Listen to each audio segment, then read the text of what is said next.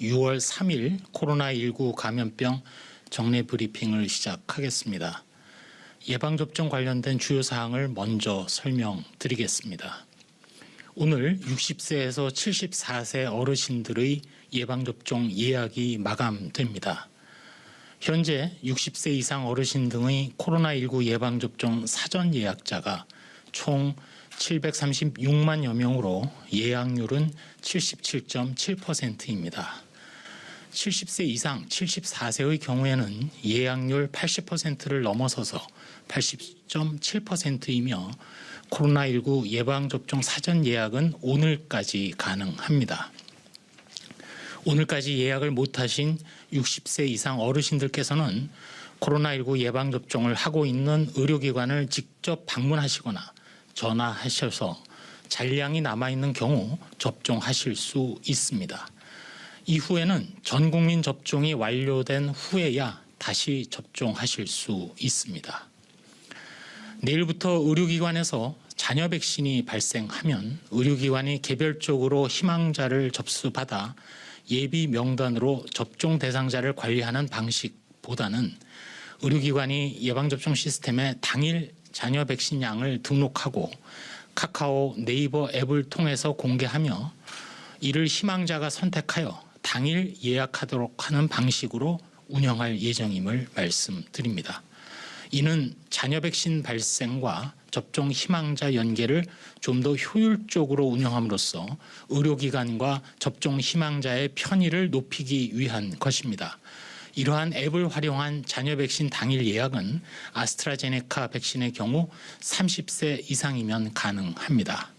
다만 앱을 활용하기 어려운 60세 이상 연령층은 기존 방식과 같이 의료기관에 전화로 예비 명단에 이름을 등록하여 잔여 백신 발생 시 접종이 가능하도록 할 예정입니다. 다음으로 백신 공급 상황입니다. 백신 공급은 계획대로 순조롭게 이루어지고 있습니다. 6월 3일 개별 계약한 아스트라제네카 백신 85만 3천 회분이 공급되었으며 6월 4일에는 상반기 마지막 물량인 87만 7천 회분이 공급될 예정입니다. 당초 5월 14일부터 6월 첫째 주까지 총 723만 회분이 공급될 예정이었으나 출하 과정에서 만 회분이 늘어나서 724만 회분이 최종 공급됩니다.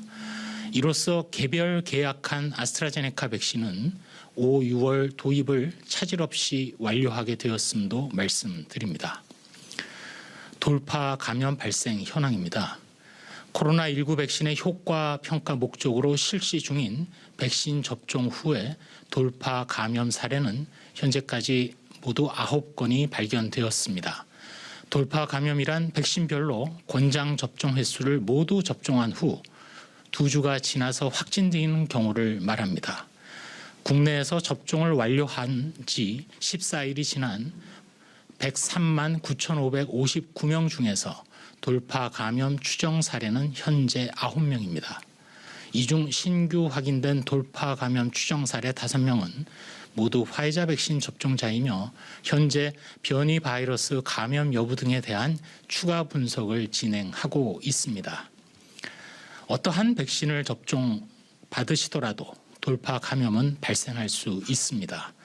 실내에서 마스크 착용은 예방접종을 받더라도 예외 없이 지속되어야 한다는 점을 이와 관련해서 거듭 강조드립니다. 다만 우리나라 국내 돌파 감염 발생률은 외국에 비해서는 낮고 매우 드물게 확인되고 있습니다. 이제까지 입증된 예방접종 효과를 고려할 때 예방접종을 통해서 얻을 수 있는 이익이 여전히 매우 크다는 점을 강조드립니다. 예방접종은 코로나19를 극복하고 일상으로 돌아갈 수 있는 우리 생명 지킴이, 건강 지킴이라는 점을 거듭 강조드리면서 순서가 왔을 때 주저하지 마시고 예방접종을 맞으시고 이를 통해 나와 가족, 우리 사회 공동체의 안전을 함께 지켜주시는 데 동참해 주시기 바랍니다. 다음으로 해외 주요국 현황입니다. 전 세계 주간 신규 확진자 수는 4주 연속 감소하였으나 변이 바이러스 확산은 지속되고 있습니다. 주간 신규 전 세계 환자는 355만 명으로 그 전주보다 감소했습니다. 인도는 지난 5월 7일 정점을 찍은 이후 확진자 및 사망자 발생은 감소하였지만 여전히 많은 발생을 보이고 있습니다. 세계에서 전체 62개 국가가 델타형 인도 변이가 보고되었고 베트남에서는 알파형 영국 변이와 델타형 인도 변이의 혼합 변이도 발생하였습니다. 특히 영국에서는 델타형 인도 변이 확산에 따른 발생이 증가하는 상황이며 호주, 일본에서도 델타형 인도 변이가 지역사회에 전파되고 있어서 국내에서도 이에 대한 주의가 요구되는 상황입니다.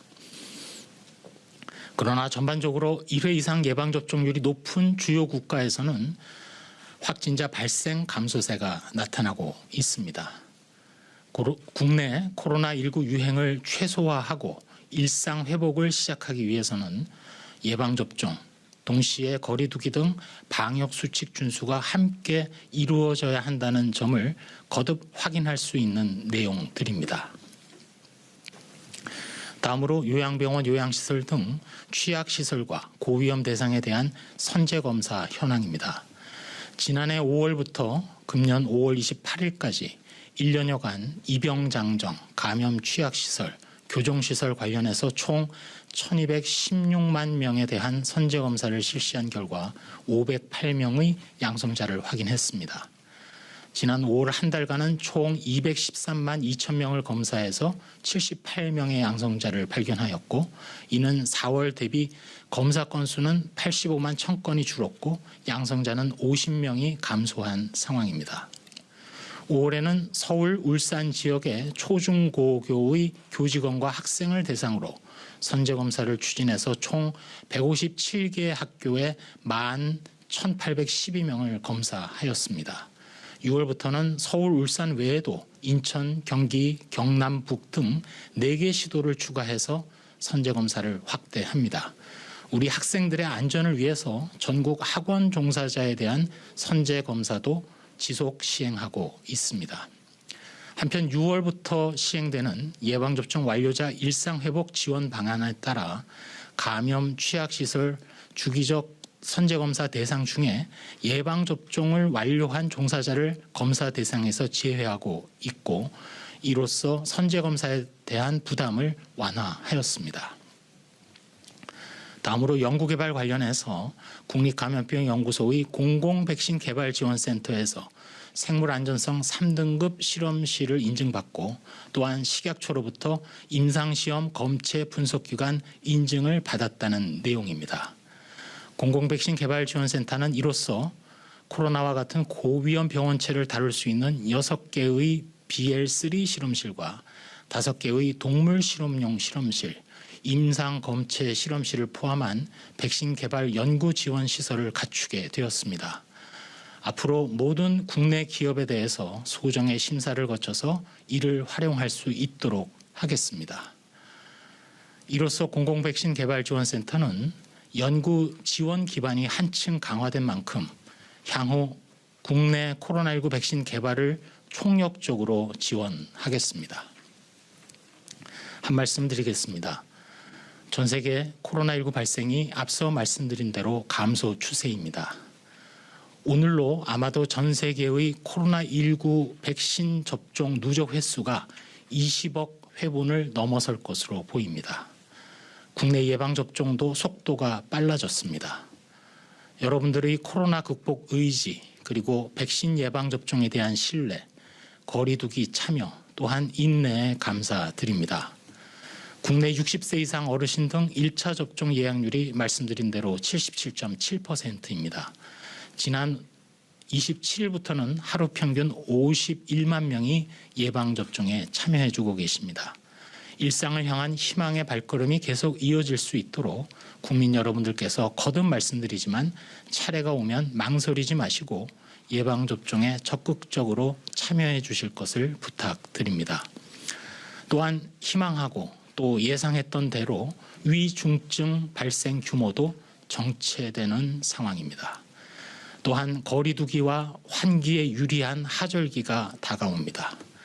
현재로서 중요한 고비는 백신으로 인한 집단 면역 효과를 되도록 빠르게 볼 수 있도록 현재와 같이 낮은 기초 재생산 지수를 계속 유지해야 한다는 점입니다. 우리 국민들께서 거리두기, 마스크 착용, 각종 수칙을 철저히 지켜주고 계시기에 현재 기초 재생산 지수를 안정적으로 유지하고는 있습니다만 거듭 당부의 말씀을 드립니다. 최근 예방접종을 받은 어르신들 중심으로 경로당과 복지관 등 운영이 재개되면서 철저한 시설 내 방역 관리와 마스크 착용 등 수칙 준수를 더욱더 요구받고 있는 상황입니다. 예방접종 실시 여부와 관계없이 요양병원, 요양시설에서는 대면 면회를 하실 때나 경로당이나 복지관 등에서는 반드시 마스크를 지속적으로 착용해 주십시오. 또한 의심 증상이 있을 경우 시설 이용을 자제해 주시고 즉시 검사를 받아주시기 바랍니다. 우리 사회에 충분한 면역력이 형성될 때까지 충분한 실내 환기, 소독 등의 기본 방역 수칙은 반드시 지켜져야 하겠습니다. 코로나19를 극복해 나가면서 동시에 백신 주권 확보의 여정에 있는 지금 또 다른 진정한 영웅들이 우리 주위에 있습니다. 바로 실험실, 임상 현장, 그리고 백신 생산 공정에서 연구 개발에 도전하고 있는 과학자들, 개발하고 있는 기업들, 이를 지원하는 기관, 단체, 종사자분들입니다. 이런 분들이 계시기에 우리도 곧 자체 백신 개발, 그리고 나아가서 mRNA 플랫폼도 확보하리라고 굳게 믿으면서 최선의 노력을 다짐합니다.